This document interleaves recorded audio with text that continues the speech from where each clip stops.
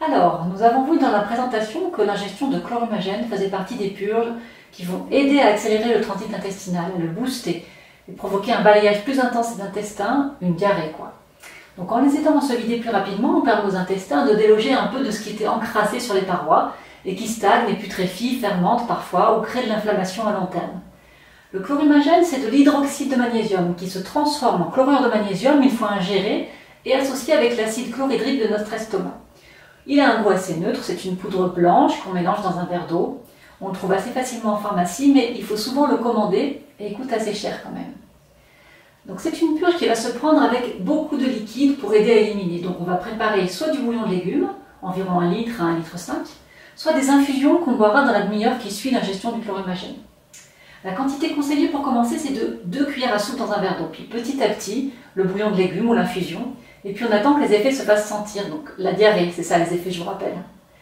Alors là, le temps que ça peut prendre, c'est très variable selon les personnes. En général, au début, ça peut être assez long, voire plusieurs heures, même le lendemain. Et puis quand on a plus l'habitude et que le corps est moins encombré, ça va être de plus en plus rapide. Et donc ça peut même être 2 heures après l'ingestion. Enfin, c'est beaucoup plus long souvent au début. Si on a les intestins très paresseux ou très encombrés, il se peut que ça ne marche pas du premier coup.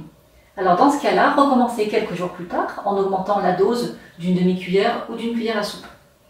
Il se peut aussi que ça fonctionne mal si vous avez un estomac qui ne produit pas assez d'acide chlorhydrique. Alors ça, c'est parfois le cas sans qu'on le sache.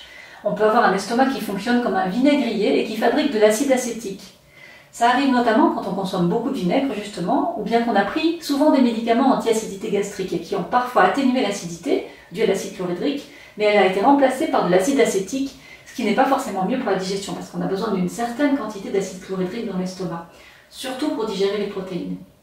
Donc dans ce cas, en attendant de reconstituer votre acidité gastrique normale, vous pourrez essayer directement avec du chlorure de magnésium, mais le goût est différent, c'est vraiment très très amer, c'est difficile à boire. Par contre, c'est beaucoup moins cher. On le trouve lui aussi en pharmacie sous forme de petits sachets de 20 grammes qui coûtent juste quelques euros. Là, la procédure, ce sera de mettre le sachet entier dans 1 litre d'eau et de le boire en plusieurs fois en 2 heures et de ne pas manger bien sûr en attendant les effets. Si vous voulez être prudent, commencez par seulement les 3/4 du sachet la première fois. Et puis si vous trouvez le goût vraiment horrible, très très amer, sachez qu'en le mettant au frigo, il va sembler un peu moins amer parce que le froid atténue le goût. Alors pour revenir à la purge au chlorhumagène, elle est pour vous si vous avez des intestins plutôt paresseux, de la constipation fréquente, ou que vous avez été dans ce cas-là pendant des années, parce que même si avec l'alimentation vivante ça s'améliore bien, il reste pas mal de déchets dans votre organisme, et c'est bien de l'aider à les évacuer.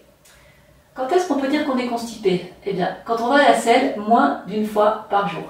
Normalement, un corps en bonne santé évacue ses déchets après chaque repas. On le voit bien d'ailleurs avec les bébés. Il y a la tétée, et puis hop, pipi, caca, dodo. Donc nous, on devrait aller à la selle autant de fois qu'on prend de repas, c'est-à-dire 3 fois par jour en général. Alors si ce n'est pas votre cas, sachez que vous conservez des déchets dans votre corps et qu'en général, ils vont faire le lit des bactéries, parasites, champignons, etc. pour aider à nettoyer. Et oui, toutes ces bactéries, parasites, champignons, ils sont là pour faire le nettoyage, mais simplement en trop grande quantité, ils nous créent de la gêne à nous aussi.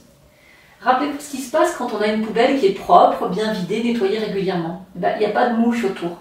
Mais quand elle est sale, qu'elle déborde, on trouve plein de mouches qui viennent décomposer la matière. Donc le problème, ce n'est pas les mouches, mais la nourriture qu'elles trouvent. J'ai souvent pu constater ça moi-même avec mon extracteur de jus, parce que j'habite à la montagne, il ne fait pas très chaud, et chez moi, il n'y a jamais de moucherons. Mais quand je ne le nettoie pas dans la journée, mon extracteur de jus, parce que je l'oublie, parce qu'il est dans une petite pièce à part, et que donc je laisse le bac récupérateur des fibres complètement plein, ben je retrouve plein de moucherons et une odeur désagréable de décomposition. Alors les moucherons, ils n'étaient pas dans la pièce avant, ni l'odeur. Ils sont bien arrivés pour faire le nettoyage que moi j'ai pas fait et lancer la décomposition. Et ben c'est pareil dans notre corps. Si on laisse trop de matière s'accumuler, on a des nettoyeurs qui arrivent, les bactéries, les virus, les champignons et bien d'autres. C'est pour ça que faire attention au terrain et l'entretenir, c'est plus important en prévention que de vouloir tuer les microbes ou les mouches quand ils sont là. Donc avec l'alimentation crue et vivante, on commence à arrêter de créer beaucoup de déchets dans le corps. Même si on en crée toujours un peu parce que le métabolisme normal du corps, ça crée des déchets. Et avec la purge de chlorhumagène, on nettoie les stagnations et on vide de plus en plus en profondeur les intestins. Ce qui revient à nettoyer mieux les poubelles. Alors, faites une bonne séance de ménage. À bientôt pour la suite.